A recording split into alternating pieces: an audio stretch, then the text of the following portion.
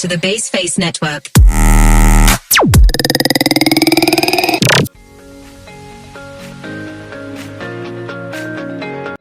Pernahkah kalian merasa bahwa hidup ini seperti sebuah perjalanan panjang dengan banyak persimpangan? Atau bayangkan sebuah buku cerita, setiap halamannya berisi kisah yang unik dan penuh makna, tak terkecuali hidup kita. Pada perjalanan hidup yang penuh liku dan misteri, terdapat dua konsep yang mengiringi setiap langkah manusia, yaitu kodo dan kodar. Jika kodo adalah seperti hal yang sudah ditetapkan seperti takdir, hidup, jodoh, rezeki, dan kematian, kita tidak bisa mengubahnya. Namun, kita bisa berusaha untuk menerima dan menjalani dengan ikhlas.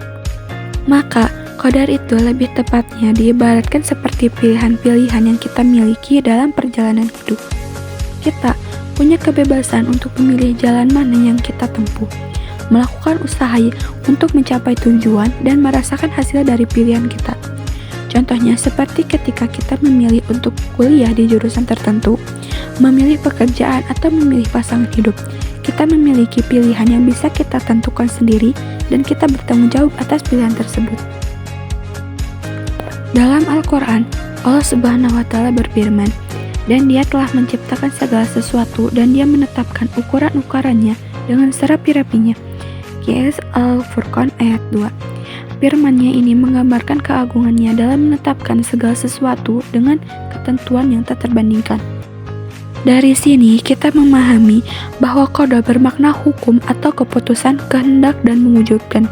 Sedangkan qadar bermakna kekuasaan atau kemampuan, ketentuan atau kepastian, ukuran, dan mengatur serta menentukan sesuatu menurut batas-batasnya. Secara istilah, qada adalah ketetapan Allah Subhanahu wa Ta'ala, sementara qadar adalah perwujudan ketetapannya. Beriman kepada qada dan qadar berarti percaya atau yakin bahwa tiap-tiap yang terjadi dan yang akan terjadi di alam ini semua menurut apa yang telah ditentukan dan ditetapkan Allah Subhanahu wa Ta'ala sejak sebelumnya.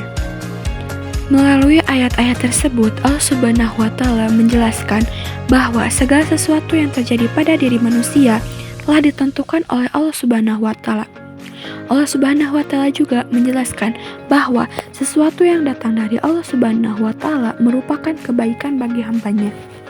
Sedangkan keburukan atau bencana yang menimpa manusia merupakan akibat dari keburukan atau kesalahan yang dilakukan oleh manusia. Macam-macam qada dan qadar atau takdir. 1. Takdir mu'allaq, yaitu secara bahasa berarti ketentuan yang digantungkan atau dikaitkan. Sedangkan secara istilah adalah ketentuan dari Allah Subhanahu wa Ta'ala yang masih ada kemungkinan untuk berubah dengan usaha dan doa yang sungguh-sungguh dari manusia. Misalnya, kaya atau miskin, pandai atau bodoh, dan sebagainya. 2. Takdir mubrom. Takdir mubrom secara bahasa berarti ketentuan yang telah diputuskan dan tak dapat dielakkan. Sedangkan secara istilah adalah ketentuan Allah Subhanahu wa Ta'ala yang ditetapkan atau diputuskan dan pasti terjadi, yang tidak dapat diubah lagi dan harus diterima dengan ikhlas. Misalnya, kelahiran atau kematian seseorang, jenis kelamin, dan terjadinya hari kiamat. Kejadian-kejadian yang berkaitan dengan qada dan qadar. 1. Mukhayyar, berkaitan dengan takdir mu'allaq. Mukhayyar merupakan kejadian yang berada di dalam kontrol manusia. Dalam kejadian mukhayyar, manusia mempunyai peran atas kejadian yang terjadi terkait dengan dirinya dan akan diminta pertanggungjawaban oleh Allah Subhanahu wa Ta'ala. Karena semua yang terjadi adalah atas pilihan manusia, apakah ia akan melakukan atau meninggalkan perbuatannya. Contohnya adalah bencana alam. Pada dasarnya, tidak semua bencana alam yang terjadi adalah ketetapan Allah Subhanahu wa Ta'ala secara murni. 2. Musayyar, berkaitan dengan takdir mubrom. Musayyar merupakan kejadian yang berada di luar kontrol manusia.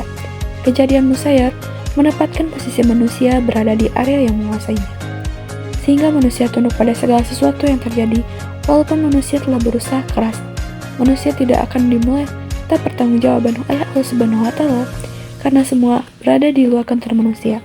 Contoh kejadian musayyar adalah jenis kelamin manusia, jenis rambut manusia yang berkelainan, warna kulit yang berbeda-beda, dan sebagainya. Contoh lain adalah kematian. Mengubah kodo dan kodar Allah Subhanahu wa Ta'ala. 1. Ikhtiar. Ikhtiar secara etimologi berarti pilihan atau daya upaya. Sedangkan secara terminologi, ikhtiar adalah suatu upaya sungguh-sungguh yang dikerjakan untuk mencapai maksud dan cita-cita yang diinginkan. Ikhtiar yang dilakukan oleh manusia dalam upaya mengubah takdir Allah Subhanahu wa Ta'ala yang masih dapat diubah meliputi dua hal, yaitu ikhtiar secara fisik dan ikhtiar secara batin. 2. Tawakal. Tawakal secara etimologi berarti berserah diri, sedangkan secara terminologi, tawakal adalah berserah diri sepenuhnya kepada Allah Subhanahu wa Ta'ala tentang sesuatu yang telah diusahakan dengan maksimal. Tawakal merupakan sesuatu yang seharusnya dilakukan umat Islam setelah berikhtiar, karena ikhtiar dan tawakal merupakan dua hal yang tidak dapat dipisahkan untuk tercapainya sesuatu yang diinginkan oleh manusia. Ciri-ciri orang yang beriman kepada kodo dan kodar. 1. Menyadari bahwa segala sesuatu yang ada di muka bumi ini berasal dari Allah Subhanahu wa Ta'ala dan akan kembali kepadanya pada saat yang telah ditentukan. 2. Menyadari dan meyakini bahwa segala yang diperoleh dan dialami oleh manusia, baik berupa nikmat ataupun musibah, pada hakikatnya adalah ketentuan dan kehendak Allah Subhanahu wa Ta'ala yang telah tertulis dalam Lauhul Mahfuz. 3. Menyadari bahwa manusia tidak mengetahui apa yang akan menimpa mereka. Apakah bencana ataukah nikmat? Kewajiban manusia adalah selalu ikhtiar dan tawakal agar memperoleh nikmat dan terhindar dari bencana. 4. Selalu bersikap berani berbuat dan berani bertanggung jawab. 5. Selalu mawas diri dan menghindari sikap sombong. 6. Selalu bersikap kerja keras dan bersemangat untuk maju dan sukses dalam meraih kehidupan yang sejahtera, baik di dunia maupun di akhirat. Dan yang terakhir adalah senantiasa berikhtiar, kemudian tawakal Islam melarang pemeluknya menganut fatalisme. Hikmah beriman kepada kodo dan kodar. 1. Memperkuat keyakinan bahwa Allah Subhanahu wa Ta'ala pencipta alam semesta dan Tuhan yang Maha Esa, Maha Kuasa, Maha Adil dan Maha Bijaksana. 2. Meningkatkan ketakwaan kepada Allah Subhanahu wa Ta'ala. 3. Menyadarkan hati untuk menerima kenyataan dengan rela dan menumbuhkan jiwa tawakal. 4. Mendorong umat manusia atau umat Islam untuk berusaha agar kualitas hidupnya meningkat, sehingga hari ini lebih baik dari hari kemarin dan hari esok lebih baik dari hari ini. 5. Menumbuhkan sikap perilaku terpuji serta menghilangkan sikap serta perilaku tercela. Menumbuhkan kesadaran bahwa alam semesta dan segala isinya berjalan sesuai dengan ketentuan-ketentuan Allah Subhanahu wa Ta'ala. Dari perjalanan diskusi kita tentang kodo dan kodar, kita dipandu untuk memahami bahwa segala sesuatu yang terjadi di alam semesta ini telah ditentukan dan ditempatkan oleh Allah Subhanahu wa Ta'ala sejak di sebelumnya. Melalui pemahaman Al-Quran yang mengingatkan kita bahwa setiap takdir adalah bagian dari kehendak-Nya yang Maha Bijaksana. Dari takdir mualak yang masih dapat berubah dengan ikhtiar dan doa, hingga takdir mubrom yang pasti terjadi dan harus diterima dengan ikhlas, kita belajar tentang perang ikhtiar dan tawakal dalam menjalani kehidupan. Ikhtiar yang sungguh-sungguh dan tawakal yang penuh keyakinan adalah kunci untuk meraih kesuksesan dan ketenangan hati.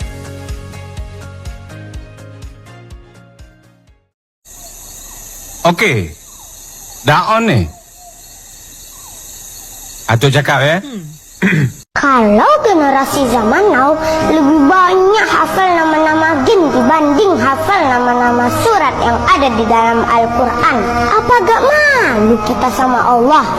Level kalau main game sudah berpuluh-puluh. Sedangkan kalau Al-Quran cuma hafal 2 surat, itu pun yang pendek-pendek. Al-Ikhlas dan Anas. Sahabat Dai tahu tidak? Game yang sekarang kita mainkan 1 tahun yang akan datang sudah tidak ada lagi artinya, karena sudah diganti dengan game yang baru. Tetapi kalau Al-Quran 5, 10, bahkan 100 tahun kemudian tidak akan berubah isinya.